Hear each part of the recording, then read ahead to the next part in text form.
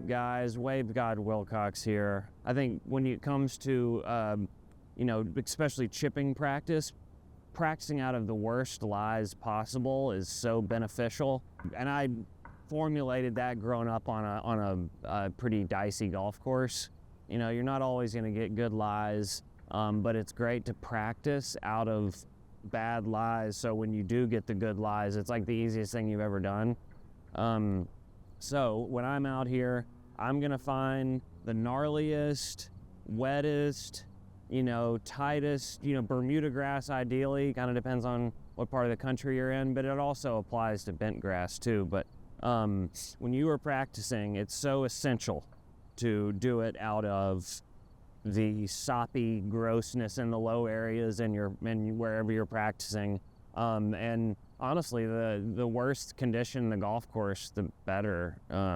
So yeah, not to be like poo-pooing on my home course, but this time of year when it's dormant and it's soft and it's stringy, it is just perfect. So anyways, when I get in here, I'm going to be working on, flighting the shots differently, contact, just challenge yourself. Try to pick a spot, ideally maybe put a towel out there, aim at a leaf that's on the green, and just get to where your contact on this resembles something decent. Then when you get out on the course, it translates into golf becoming easier, because that's all we're trying to do when we're practicing is make the game slightly easier when the bell rings. So anyways, when I come here, I've come to this low spot and hit some shots, because it's just it's the absolute best way to challenge yourself.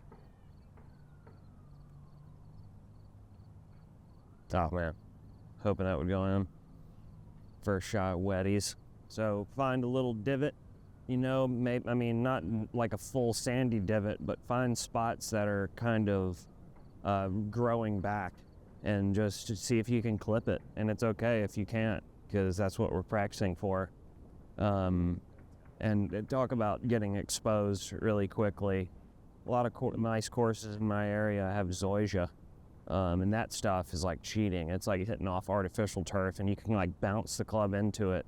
But then when you come to a place like my course here at Inverness, drag the club, find the grain, and then post up right there. What's great about chipping practice is you can do it for hours. It's not bad on your back, and it's kind of like a miniature big swing. So, it's really kind of mirroring what you do with the full swing. And I mean, you can't hit good shots with a full swing until you can do it with a small swing. So I like to just find the real gnarly stuff, and just make sure you're catching the ball first. And it's gonna just teach you really, really quickly, what you need to do and what not to do. Because I know a lot of people that would just chunk the shit out of this every time. People that think they're good golfers too. Do it. Challenge yourself in your practice. That's good for the kids too. Because I see people on the range, just beginners, not necessarily kids, but any beginner playing the game. They're going to go out there and they're going to be hitting their driver a lot on the range where there's a lot of room for error. They're going to be practicing out of perfect lies.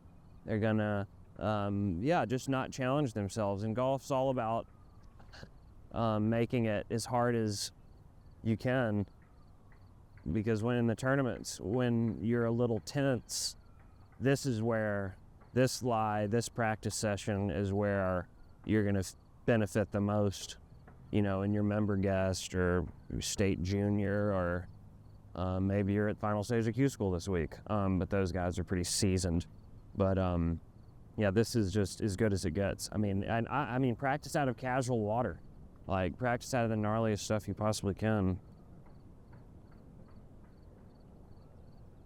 Soft hands.